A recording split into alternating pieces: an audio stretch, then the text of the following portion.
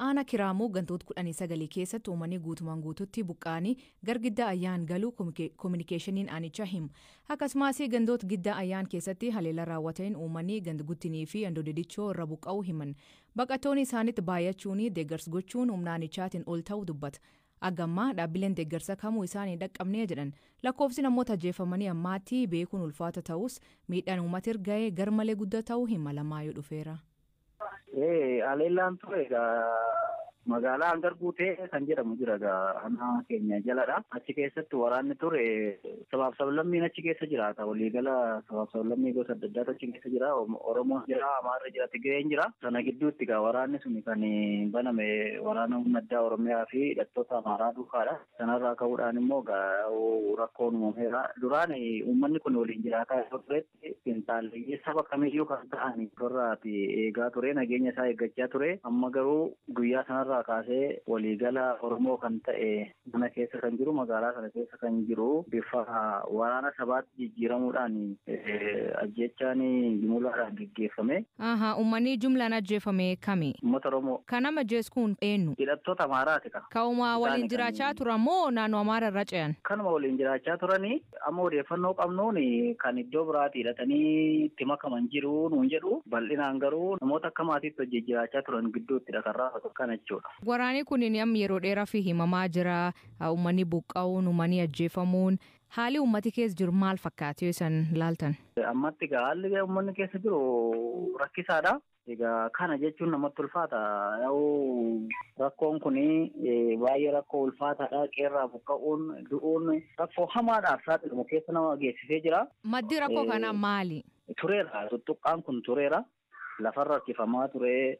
Gama uummata Oromootiin hidhattoonni Abaaboo Shanee bosona jiran yeroo adda addaatti waggoota lamaan kanarraati kaasanii uummata Amaaraa aanolee kana keessa jiran yeroo tokko tarkaanfii irratti fudhatu boodarraan bifa haalootiin isaanis kaasaa turanii haaloo keenyan baafannaa tarkaanfiin fudhanne jaan keenyan ba'aa kan jedhu haaloo kuufannaadhaan kan ka'ee irraati kan maddeedhannee siin fudhanna kallattii adda addaatiin egaa yaa'u namni xiinxala dhuunfaa isaatiin waan adda addaa kaasa jechuudha waan dhimma babal'ifannaa lafaa wajjin kan wal qabatus fedhii xiinxaleeyyiin Amaaraa dhuunfaa isaaniitiin qabanis of keessaa hin maddisiisu. Uummanni Amaaraa kan dubbifnee humna nageenya naannoo Oromiyaatti waraanurraa banee nu miidhu jira jedha. Kawaloluu jiru eenyu? Walitti bu'iinsi kun walitti bu'iinsa finxaaleeyyiin Amaaraa uummata keenya irratti tarkaanfii fudhataa jirudha jenna nuti. Oromoo iddoo adda addaatti jiru kanarratti tarkaanfii ajjechaa jumlaa irratti fudhatee amma sa'aatii ammaa kanarratti ija laalluun duguuggaa sanyii waraana sabaadha jechuudha. Yaa'u qaamni nageenyaa tasgabbeessuudhaaf gidduu galee yeroo adda addaatti yaalii godheera.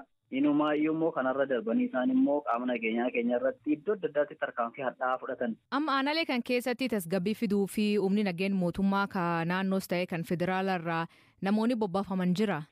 Amma bobba'eera. Amma kunoo sa'aatii ammaa kanallee waraanni mootummaan erge karaarra jira hin qaqqabiin jira garuu waraanni raayyaa ittisaa magaalaa hangar guutee sana galeera kaleessa erga waraanni sun galee ammatti fooyyee qaba waraanni akka duraa sana miti fooyyee qaba garuu jarri kun ammallee lafa waraanni jiru raayyaan ittisaa jirurraa xiqqoo lafa waraanni hin jirretti baqatanii ammallee yaalii tarkaanfii ajjechaa fudhachuu itti jiru waraanni garuu ammallee duumaan galaa jira ammas galaa jira karaarra jira. Dubbii himaan adda bilisummaa Oromoo Bolamii Gammachuu gabaasa saabaa jiraniin namoonni saba Oromoo ta'an 29 humnoota finxaaleeyyii Amaaraa ittiin jedhaniin ajjeefamuu himu. Dhibba darbe godina Wallaggaa Bahaa aanaa Kiiramuu gandoota akka Lalistuu Somboo, Caffee Soorumaa, Haaroo, Deedeemmoo addatti magaala Kiiramuu kan magaala guddittii aanichaa taate keessaatii lammiilee nagaatti. Yeroo humni federaalaa fi humni hidhattoota finxaaleeyyii Amaaraa yeroo isaanitti lammiilee nagaa ajjeesaa turan maatii fi jiraattota irraati odeeffannee argannees kanatti deemaa ture.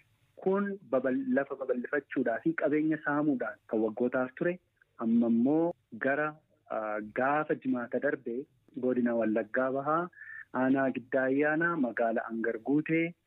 Akkasumallee bakka Andoodidichoo yookaan ganda dhakaa jigii toora sanarratti hammas humni finxaaleeyyii kun kan mootummaa federaalaadhaan leenjifamanii ga'oomfamaniiti hidhatanii jiran dhumaatii guggaa sanyii uummata Oromoo addaan qoodee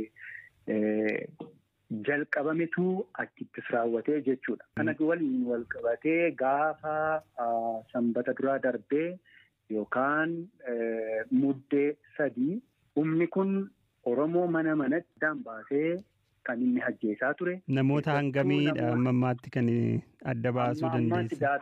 Daataan of harkaa qabuun namoota 29 kan daataa of harkaa qabu. Gamkaaniin dhalataan Amaaraa jiraata magaalaa Angargutee ta'e tokko yaad BBC'f kenneenii haleella humni adda Oromiyaa fi hidhattoonni shanee bananiin dhalatoonni Amaaraa hedduun ajjeefamanii jedha.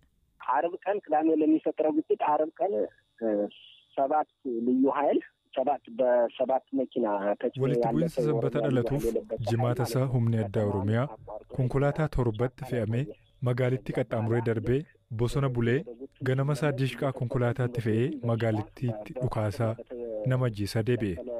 Baa Wallaggaa Angargutee keessa baay'inaan kan jiraatu Amaara. Oromoon erga magaalittii gadhiisanii bubbulaniiru. Torban lamaan dura bahan mana qopheessaa yoo gaafannu yaaddoo nageenyaa fi maatii waan qabaniif bahanii nuun jedhan. Gutteen namni jaalalaan waliin jiraata. Yaaddoon eessaa akka dhufe hin beeku. Hanga ammaatti walitti bu'insi akkasii dhalatee hin beeku. Hanga ammaatti Bataskaanaa Gabreelii jedhamutti namoonni 18